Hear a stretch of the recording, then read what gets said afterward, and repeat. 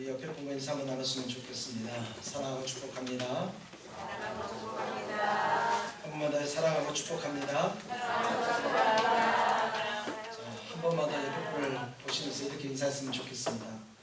모든 분이 이렇게 멋있는 분인 줄 처음 알았습니다. 시작.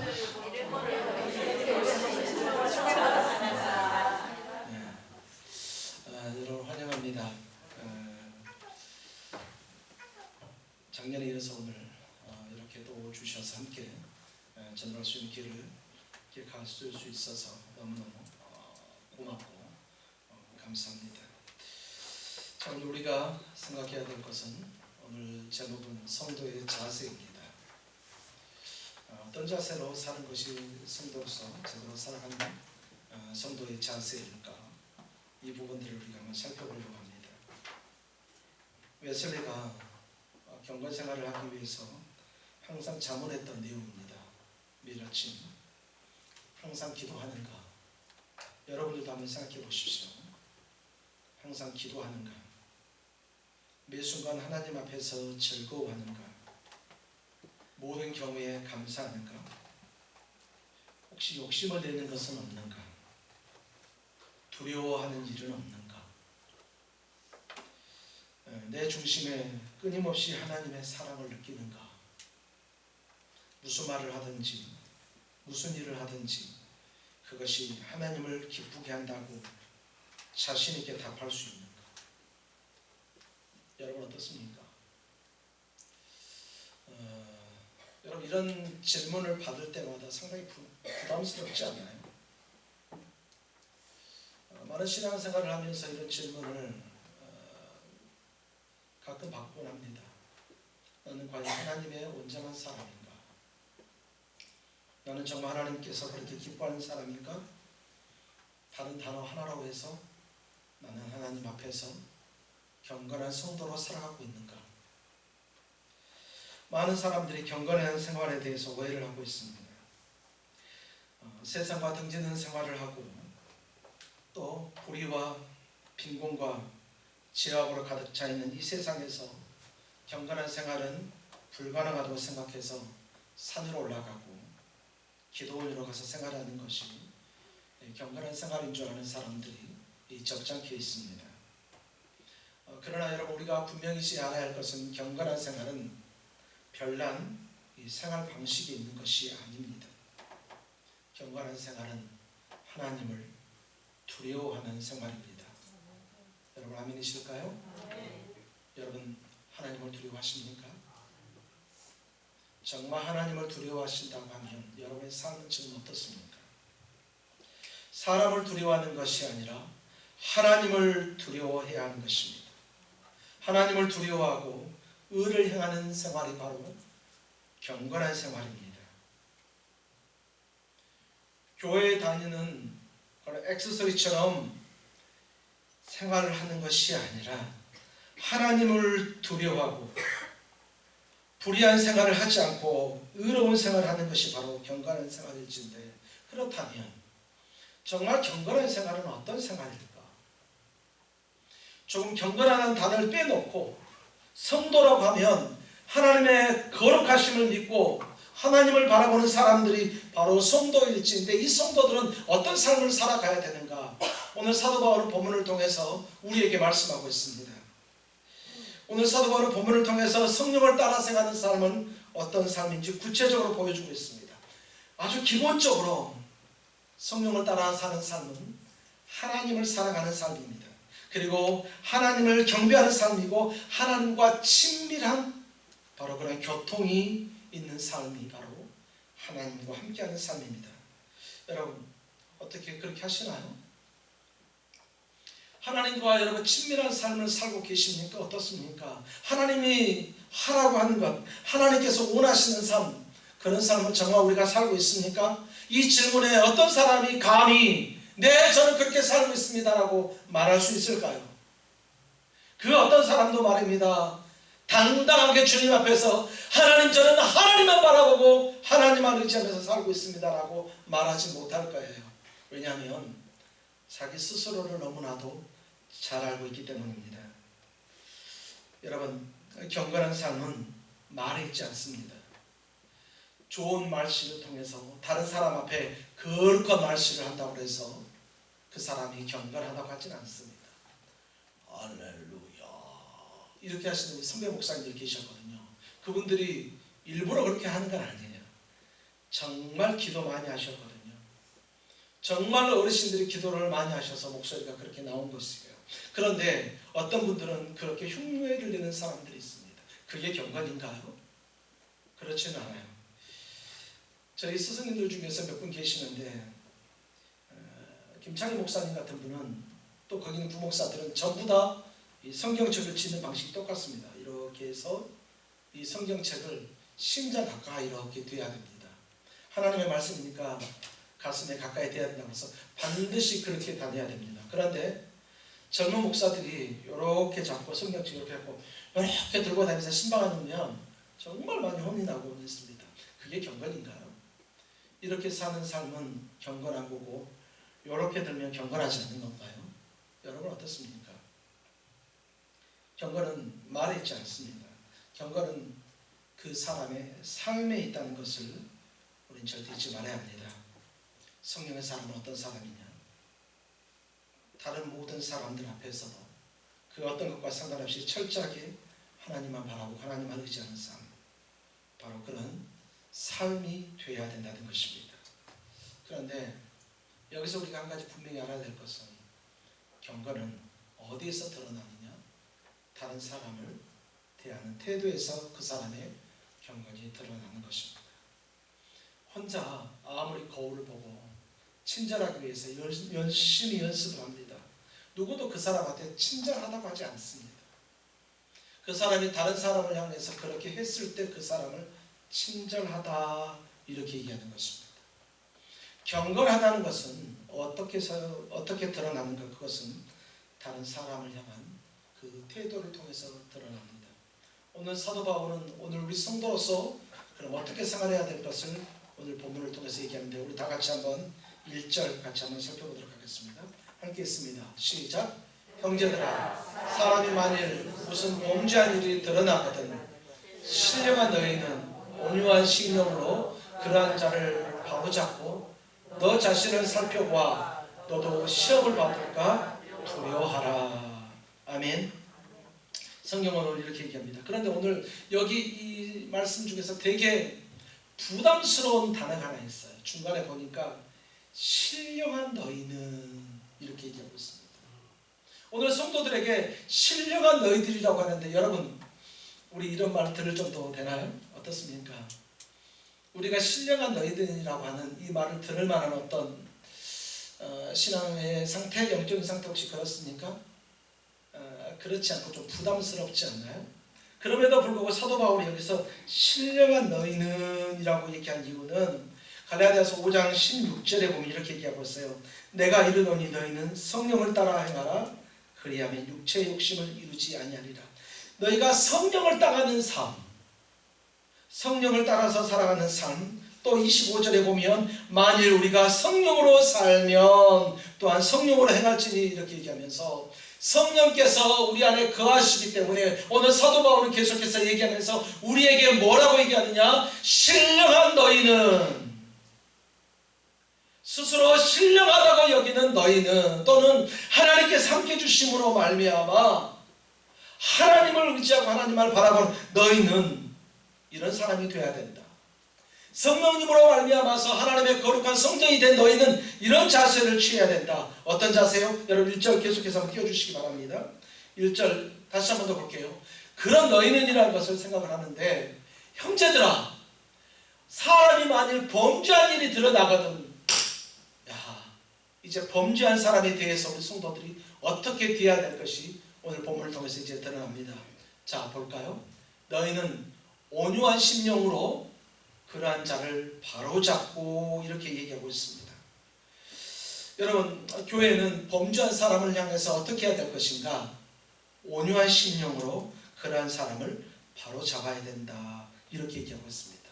교회는 범죄한 사람들을 그냥 가만히 두지 말고 그를 바로잡아줘야 되는데 그가 온전한 길로 갈 수 있도록 도와줘야 되는 것인데 그럼 어떤 방법을 통해서 할 것인가? 바로 온유한 심령을 해야 된다 이렇게 얘기하고 있습니다. 여러분 성도들은 죄를 멀리해야 돼요. 아우 죄 져봤자 저 사람이 하는 거지 나와 상관없어요. 왜 저한테 그러세요? 제가 뭐 저 사람을 꼭 바르게 해야 될 책임이 있습니까? 마치 그렇게 얘기하면서 말이죠. 다른 사람들의 죄에 대해서 방관하는 경우가 없지 않아 있습니다. 그런데 그렇게 하지 말라는 거예요. 성도가 죄를 멀리할 수 있도록 가르치라고 얘기하는 거예요. 그런데 가르칠 때 어떻게 할 것인가? 온유한 마음으로 하라는 거예요.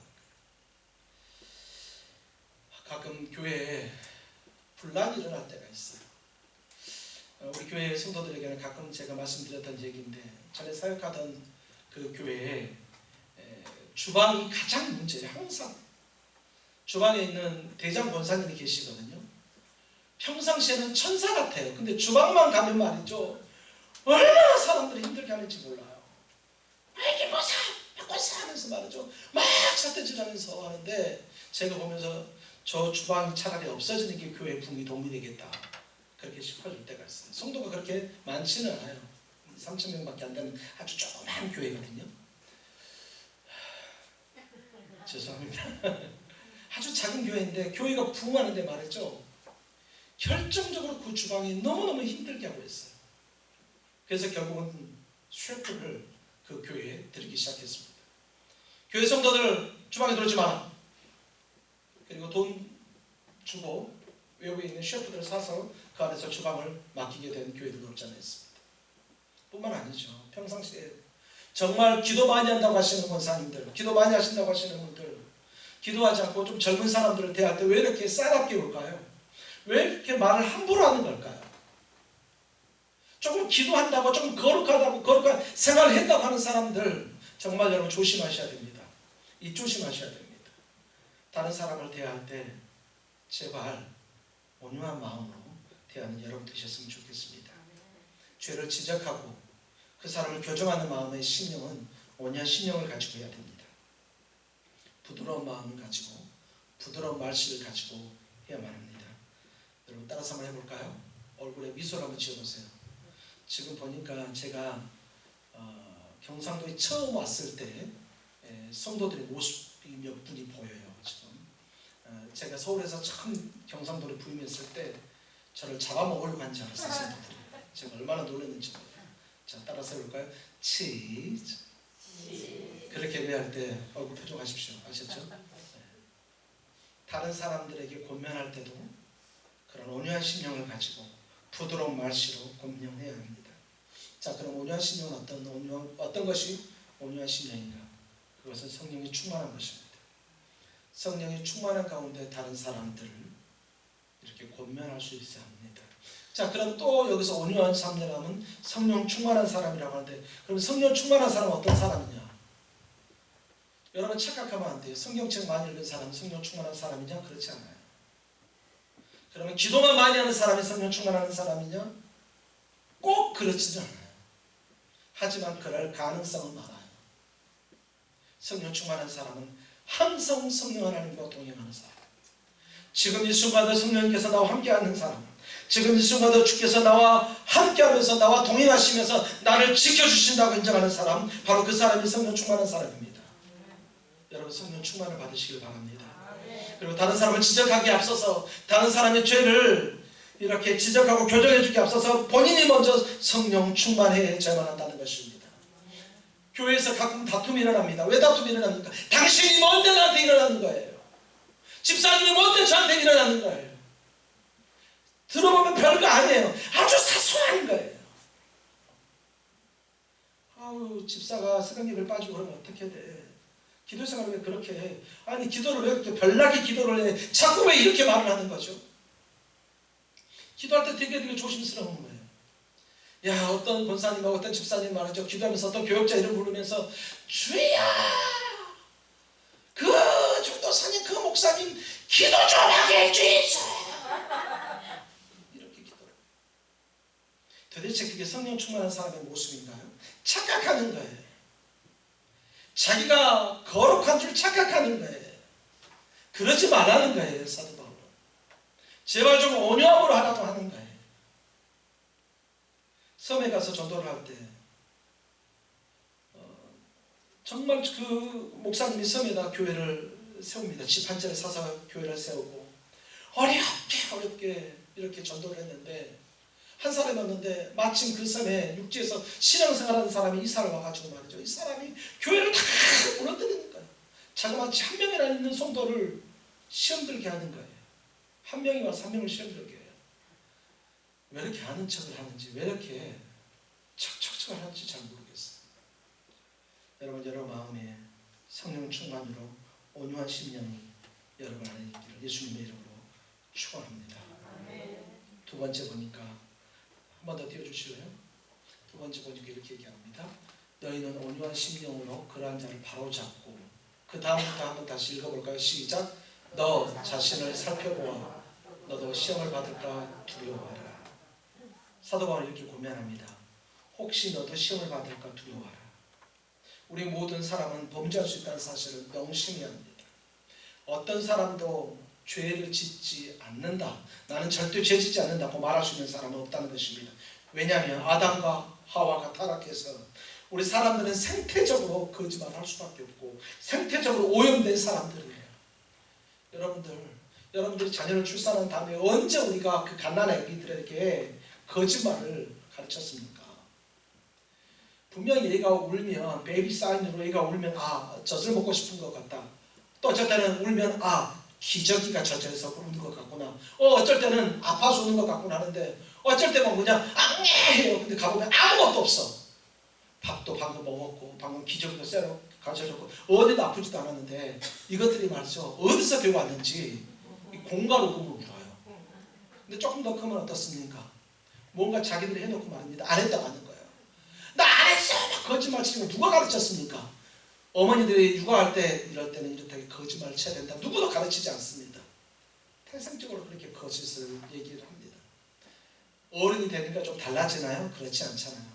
분리하면 우리는 거짓말 하잖아요. 분리하면 아닌 척 하잖아요. 또는 내가 하지도 않았으면서 한 척도 할 때가 있잖아요.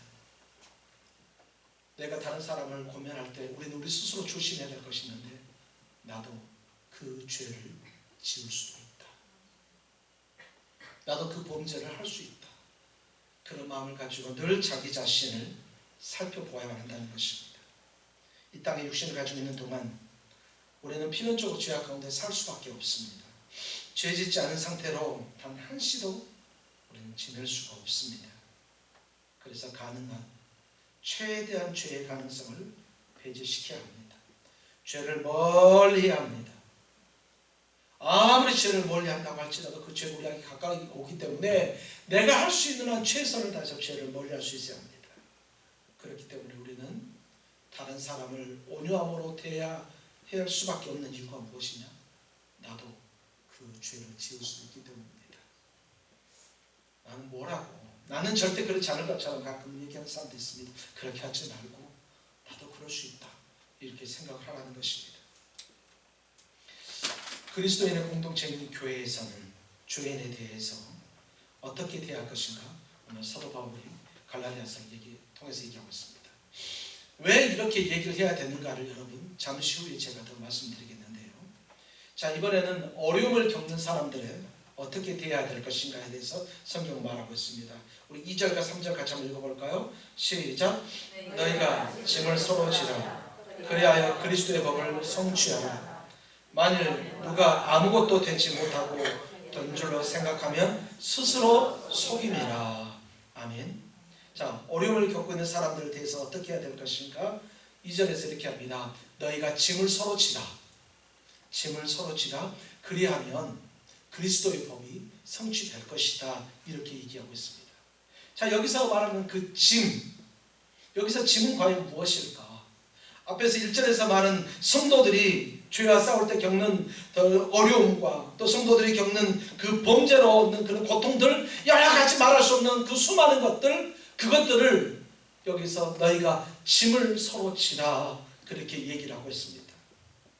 조금만 더 나아가면 이 짐은 사람들이 겪는 모든 고난과 고통, 그러니까 성도들이 가지고 있는 모든 고난과 고통을 바로 이 짐이다 라고 그렇게 얘기를 할 수 있습니다. 갈라디아 교회에 생각지 못한 일이 생겼습니다. 정말 사도 바울을 통해서 은혜 받았거든요. 정말 말씀을 통해서 은혜 받고 교회가 든든히 서갔습니다. 그런데 갑자기 유대에서 어떤 사람들이, 한 무리의 사람들이 찾아옵니다. 그러더니 자기들을 자꾸 지적질하는 거예요. 그 따위로 서로 신앙생활하면 안 되는 걸, 아니 어떻게 예수를 믿는 사람이 그렇게 예수를 믿어요? 말하는 것처럼 마치, 아니 어떻게 할례를 안 받아? 아니 어떻게 율법을 안 지켜? 당신들 지금 예수 제대로 안 믿는 거야. 예수 믿고 천국 가려면 어떻게 해야 되느냐? 할례를 받고 율법을 지켜야 되는 거야. 그렇게 얘기를 하는 거예요. 사람들은 생각지도 못했던 율법이라는 짐을 지게 됩니다. 도대체 이게 무엇이죠? 절대 있을 수도 없는, 절대 생각지도 않은 거짓 복음을 그들 속에 전하게 됩니다. 그러자 사도 바울이 갈라디아서를 쓰면서 이 서신을 통하여서 그거 잘못된 것이다. 내가 베드로와 더불어서 많은 이스라엘의 사도들과 더불어서 다시 한번 확증해서 너희들에게 얘기하는데, 율법이 아니다. 오직 은혜다. 하나님에 대한, 하나님께서 우리에게 주신 은혜로 말미암아서 우리가 구원을 얻는 것이지 결코 그렇지 않다. 결코 그 율법은 우리에게 어떤 것을 짐을 지거나 그 율법을 통해서 우리가 구원 얻는 것은 아니다라고 분명히 얘기를 하게 되어지는 것입니다. 그러니까 성도들이 하나님 앞에 설 때에, 성도들이 율법 안에서 죄를 짓는 여러 가지 모습들을 보고 그럴 때, 또는 그것 때문에 아파하거나 그것 때문에 힘들어할 때 너희가 서로 짐을 져줘야 되는데, 그래야 할 때 그 안에서 그리스도의 법이 성취가 되어진다 얘기를 하고 있는 것입니다. 지금 많은 사람들이 힘들어하고 아파하고 갈등을 합니다. 무엇이 진리인지 무엇이 아닌지 잘 몰라 하고 있습니다. 오직하면 성경에서 여기서 짐이라고 사용하는 저 헬라어 단어를 마치 큰 배에 싣는 짐 있지 않습니까? 큰 배에 싣는 그 화물을 저기에 표현을 하고 있습니다. 너희가 가지고 있는 그런 짐이 있다고 한다면 혼자 지게 하지 말고 서로 젖혀줘서 그들이 그것 때문에 힘들지 않도록, 그들이 그것 때문에 아파하지 않도록 도와주어야 된다. 그렇게 얘기를 하고 있는 것입니다. 예수님께서 말씀하십니다. 수고하고 무거운 짐진 자들아 다 내게로 오라. 내가 너희를 쉬게 하리라. 그러니까 짐은 주님께만 맡기면 되지 무슨 우리가 서로 함께 지느냐, 그렇게 생각하지 말라는 거예요.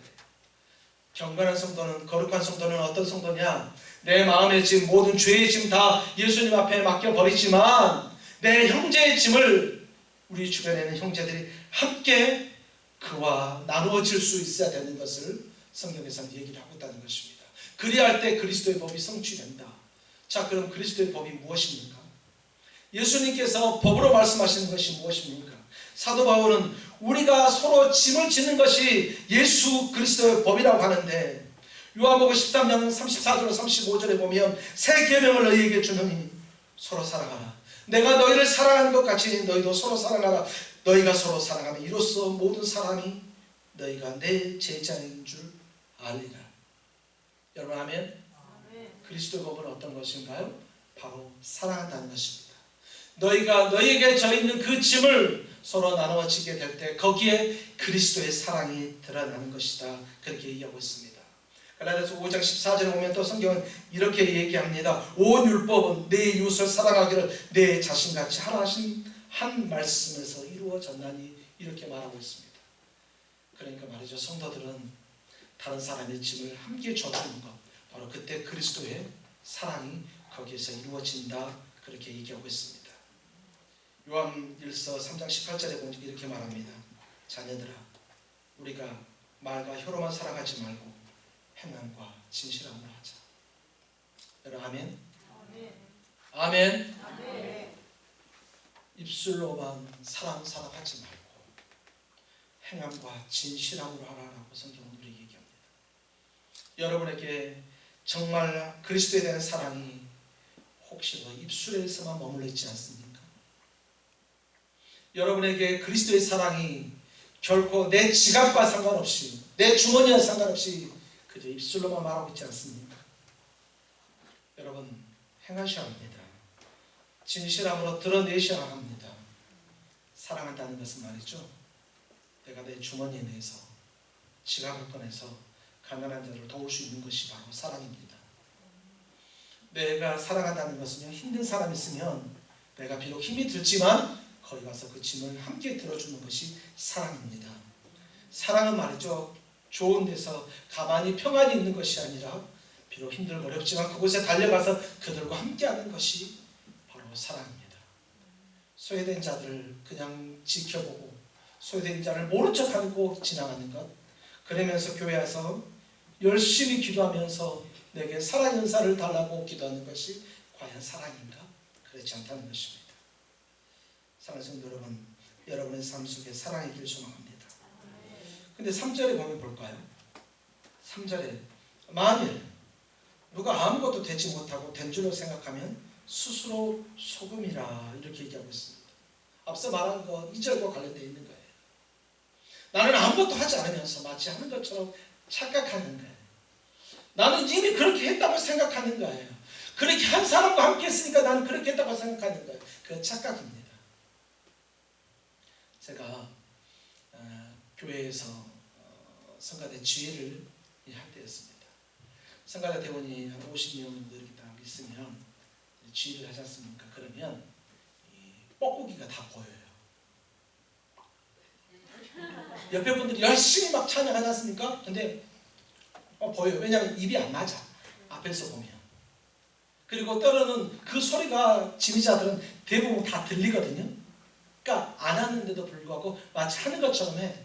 그리고 성가대에서 나올 때는 말입니다. 성가대 가운 다 있고 악보집 딱 있고 이렇게 나오는 분들이 계시거든요. 혹시 여러분들 그러셨는지 모르겠습니다만 가끔 그런 분들이 계세요. 그러면서 나 오늘 하나님 찬양 정말 열심히 해서 이런 사람들이 있습니다. 가끔 성가대에서 지휘를 하다 보면 눈을 뜨고 있어야 될 때가 있거든요. 이제 기도를 하시는 장로님들의 기도가 마치 절정에 이르는 것 같은 느낌이 들지 않습니까? 그러면 일어나서 지휘대석으로 올라가서 있습니다. 근데 가끔 이 피아노 반주자가 눈을 감고 이렇게 반주를 쳐도 쳐줘야 못할 때가 있거든요. 그럴 때 반주자하고 같이 눈을 뜨고 이렇게 보고 있습니다. 자, 이렇게 준비하고 있는데 아직 기도 중인데 눈 뜨고 다른 사람 보다가 제 눈하고 마주친 사람도 있어요. 착각하는 거예요. 자기는 거기서 거룩한 하나님을 찬양하는 찬양된 줄 알고 생각할지 모르겠지만 죄송하지만 그렇지 못한 사람이잖아요. 그 공간에 있었지만 그 사람에게는 그 시간이 제대로 된 시간이 아니잖아요. 하나님을 예배한다고 우리 이 자리에 앉아있지만 오늘 지금 이 순간 하나님이 아니라 또 다른 것을 생각하고 다른 것 앞에 선다고 하면 그 사람에게는 시간이 사라진 시간이에요. 하나님을 예배한다고 하지만 이 시간 다 자고 코 골고 졸고 자면서 이 시간에 함께 있다면 그 사람에게는 이 시간은 없어진 시간이에요. 죄송하지만 그 자리에 있다고 해서 그 사람의 시간이 예배의 시간이 아니라는 거예요. 아무것도 되지 않았으면서 마치 된 줄로 한다는 것입니다. 사랑하는 성도 여러분,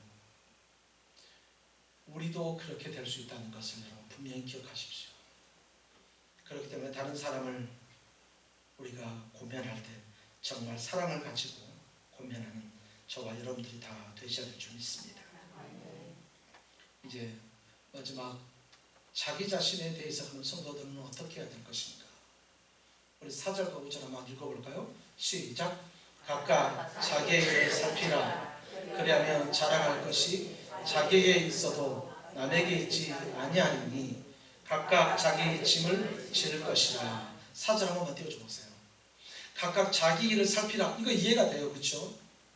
나 자신 어떻게 해야 되는가? 그럼 나 자신을 좀 잘 살펴볼 필요가 있겠다라고 우리가 이해가 됩니다. 그런데 그 다음 그리하며 자랑할 것이 자기에게 있어도 남에게는 있지 아니하리니. 설교 준비하면서 말이지 이 단어가 이걸 도대체 어떻게 해석해야 될지 잘 모르겠어요. 이게 자랑한다는 것이 남에게 자랑한다는 게 교만을 말하는 건데 도대체 이것을 어떻게 봐야 될 것인가. 그래서 언어 주석도 보고 몇 가지를 이렇게 살펴봤습니다. 그랬더니 이렇게 직역합니다. 그는 자랑할 것을 자기에게서만 가질 것이 아니게도 남에게서는 그렇지 않다. 더 헷갈려요. 그러니까. 그래서 영어 성경을 보니까 이렇게 해석을 합니다. 그는 다른 누군가와 자신을 비교함이 없이 자기 안에서 자랑할 수 있다. 누군가를 비교하지 말고 자기 안에서 자랑한다, 이렇게 말하는 것입니다. 그러니까 스스로 속이지 말고, 스스로 범죄하면서 속이지 말고, 다른 사람들은 자기 스스로를 속이고 그렇게 하는데 그렇게 하지 말고 하나님 앞에서 주의 깊게 자기 자신을 살펴보고 하나님이 주신 은혜를 자기가 살펴보고 발견해서 자기 스스로 자긍심을 갖고 결코 다른 사람과 비교해서 자기 자신을 자랑하지 말라는 것입니다. 저 사람은 저러는데, 저렇게 범죄하는데 나는 그렇지 않다, 그렇게 해서 비교하면서 자랑하지 말고 그는 그거, 나는 나다, 나 스스로만 살펴봐야 된다. 성경 그렇게 얘기를 하고 있다는 것입니다. 그러면서 5절에서 얘기하고 있습니다. 그러면서 각각 자기 짐을 질 것이니, 이렇게 얘기하고 있습니다. 앞에서 2절에서 말했던 짐은 교회 공동체가 다 함께 져야 될 어떤 그 무거운 짐이라고 한다면, 여기서 말하는 5절에 각각 자기의 짐은 내 스스로가 져야 될 그 짐들은 내가 져야 된다, 그렇게 얘기를 하고 있는 것입니다. 본문에서 말하는 성도 스스로가 자각하고 성도 스스로가 저 짐을 함께 져야 되겠다고 생각했던 짐은 우리 모두 공동체에 함께 질 때 그를 권면하고 그가 아버지 앞에 언제 설 수 있도록 도와주면서 함께 그 짐을 지고, 내가 져야 될 짐은 내 스스로 지기 위해서 힘쓰고 애써야 된다. 하나님 앞에서 내가 그렇게 살아가야 된다, 그렇게 얘기를 하고 있는 것입니다. 그러니까 성도들이 살아가는 인간관계 속에서 내가 어떤 모양으로 살아가야 될 것을 분명하게 얘기를 하고 있는 것입니다. 여러분, 정말로 주님만을 바라보고 주님만을 의지할 때 여러분들이 여러분 자신을 좀 잘 살피고 하나님을 온전히 의지하는 믿음의 성도들이 다 되시기를 소원합니다. 여러분, 우리 성도들은 세상과 하나님의 삶을 분리해서 살 수가 없어요. 성도들이 세상에서 살아갈 때 나는 그리스도인의 삶이기 때문에 세상에 속하지 않으라고 살 수 있는 사람은 그 누구도 없다는 것입니다. 그렇다면 이 죄 많은 세상에서 살아갈 때 어떻게 살아가야 될 것인가? 그리스도 안에서 경건한 사람으로 살아가야 되는데, 정말 정결한 사람으로 살아가야 되는데 어떻게 살아가야 될 것인가? 아무리 고민하고 고민해도 딱 한 가지밖에 없는 것 같아요. 샘플을 정하면 될 것 같아요. 많은 사람들이 힘들고 어려울 때 어떤 샘플을 정하고 저대로 살면 되겠다라고 정의할 수 있는데, 그리고 그 사람을 따라서 살면 결코 실수함이 없는데 그 샘플대로 살아가면 되는데, 바로 그 샘플이 뭐죠? 누구시냐? 예수 그리스도입니다. 예수 그리스도를 닮는 삶, 주님의 마음을 닮아가고 주님의 모습을 닮아가는 사랑하는 성도들이 다 되시기를 예수님의 이름으로 축원합니다.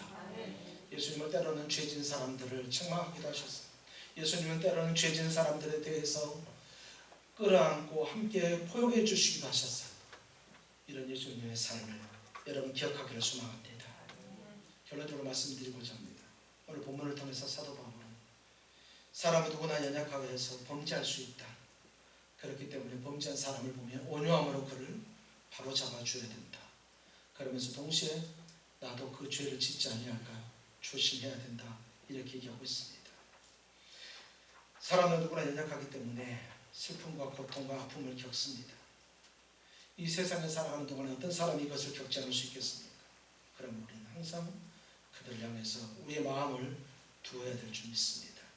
그리고 우리가 감당해야 될 일들, 내가 감당해야 될 일들을 공동체에 맡기지 말고 내가 감당해야 될 일을 스스로 감당하면서 주님 앞에 서는 우리 성도들이 다 되기를 소망합니다. 빌립보서 2장 3절에서 4절에서 이렇게 말합니다. 아무 일에든지 다툼이나 허용을 하지 말고 오직 겸손한 마음으로 각각 자기보다 남을 낫게 여기고 자기 일을 돌보는 대로 또한 각각 다른 사람들의 일을 돌보아라고 고면하고 있습니다. 먼저 자신이 가지고 있는 좋은 것들, 여러분이 가지고 있는 좋은 것들이 뭐가 있을까요? 특별히 가지고 있는 재능이 있습니까? 시간이 있을까요? 물질이 있을까요? 그것들에 감사해야 합니다. 그리고 그것을 통해서 다른 사람을 도울 수 있는 바로 그런 성도들이 되셔야 될 줄 믿습니다.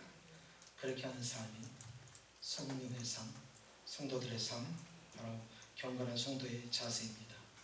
여러분, 우리 자세를 한번 다시 한번 살펴보기 바랍니다. 다시 한번 여러분들 거울 앞에 여러분의 모습을 비춰보길 소망합니다. 조금 수정하세요. 내가 자세가 조금 틀렸네. 옷 매무새 다시 하십시오. 머리 헤어스타일 좀 달라졌습니까? 그러면 그 헤어스타일을 다시 점검하십시오. 거울을 보니 립스틱이 좀 번졌나요? 수정하십시오. 성도들이 하나님 앞에 설 때 항상 거울을 통해서 자기 자신을 보는 것처럼 날마다 기도하면서 경건한 삶을 통해서 하나님 앞에 살아가는 믿음의 성도들이 다 되시기를 예수님의 이름으로 축원합니다. 이 시간 한번 같이 기도하겠습니다.